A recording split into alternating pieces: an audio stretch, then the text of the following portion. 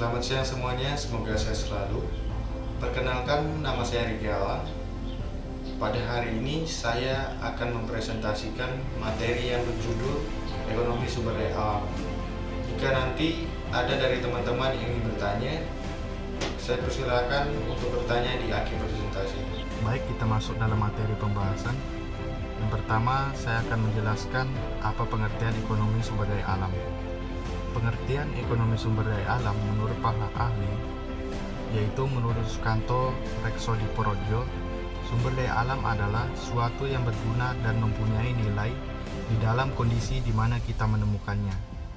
Dan menurut Daryanto, sumber daya alam adalah suatu sumber daya yang terbentuk karena kekuatan alamiah, misalnya tanah, air dan perairan, udara dan ruang, mineral tentang alam, panas bumi dan gas bumi, pasang surut atau arus laut.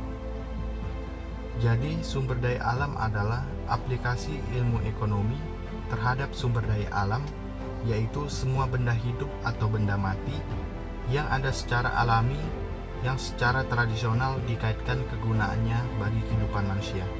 Selanjutnya yaitu tujuan pemanfaatan sumber daya alam. Yang pertama, untuk tujuan ekonomi sumber daya alam diklasifikasikan atas dasar exhaustibility, terdiri dari exhaustible dan inexhaustible. Yang kedua yaitu tujuan penggunaan berdasarkan karakter fisik sumber daya alam yang bisa diperbarui dan tidak bisa diperbarui. Yang ketiga yaitu tujuan penggunaan yang didasarkan hubungan relatif sumber daya alam, yaitu primer tanaman, dan sumber daya alam sekunder, yaitu hewan. Yang keempat yaitu tujuan penggunaan didasarkan atas kepemilikan dan penguasaannya. Yang kelima yaitu tujuan penggunaan didasarkan atas potensinya yang meliputi berbagai jenis sumber daya alam untuk kepentingan sektor ekonomi, seperti tambang, produksi dan distribusi, pemerintahan, rekreasi, transportasi, dan lain-lain. Selanjutnya kita masuk dalam pengelolaan sumber daya alam dan upaya pelestariannya. Yang pertama yaitu pengembangan sumber daya alam atau disebut juga SDA dan lingkungan hidup LH diarahkan untuk meningkatkan kesejahteraan rakyat dengan tetap mempertimbangkan prinsip-prinsip keberlanjutan pembangunan nasional yang dimana itu dipersiapkan untuk di masa mendatang. Yang kedua yaitu pemanfaatan sumber daya alam yang terkendali dan pengelolaan lingkungan hidup yang ramah lingkungan akan membawa suatu perubahan yang dimana itu akan menjadi salah satu modal dasar untuk kepentingan kita bersama, yang dimana hal ini sangat penting bagi pembangunan nasional secara keseluruhan. Selanjutnya kita masuk dalam jenis-jenis sumber daya alam. Jenis-jenis sumber daya alam berdasarkan sifat kelestariannya, yaitu yang pertama, sumber daya alam yang dapat diperbarui atau disebut juga renewable resource, yaitu sumber daya alam yang mampu memperbarui diri sendiri atau memiliki kuantitas atau jumlah yang tak terhingga sehingga dapat digunakan manusia secara terus-menerus dan tidak akan habis. Yang kedua yaitu sumber daya alam yang tidak dapat diperbarui, disebut juga unrenewable resource, yaitu sumber daya alam yang dimana jika digunakan secara terus-menerus akan habis dan memiliki jumlah yang terbatas sehingga untuk mendapatkannya susah. Selanjutnya yaitu berdasarkan jenis.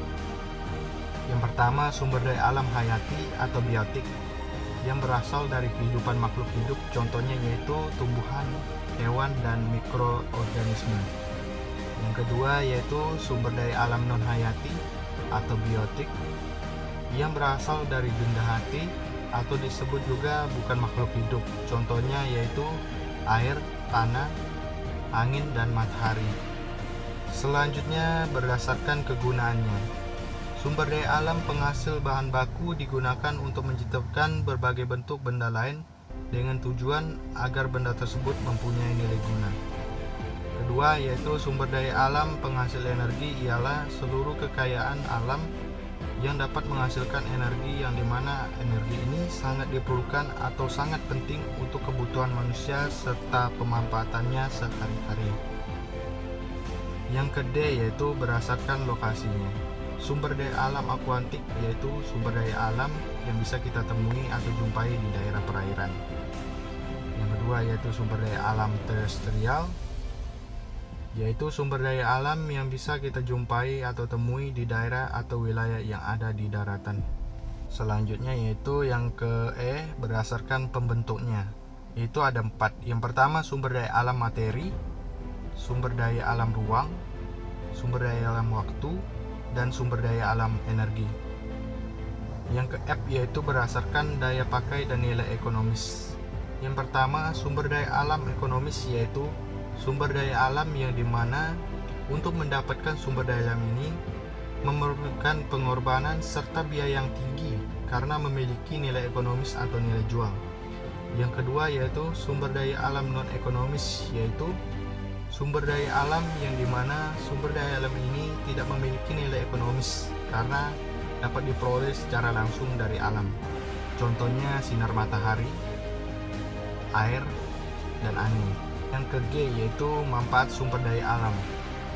Yang pertama untuk memenuhi kebutuhan pangan, yang kedua sumber energi pembangkit listrik, yang ketiga sumber daya energi dan bahan baku, yang keempat untuk pengembangan teknologi, yang kelima untuk menjaga keseimbangan alam, yang keenam sumber mata pencarian dan pendapatan, yang ketujuh sebagai penyuplai oksigen, dan yang terakhir yaitu sumber cadangan devisa. Demikian presentasi saya pada hari ini. Jika ada kata-kata yang tidak berkenan saya mohon maaf. Selamat siang dan terima kasih.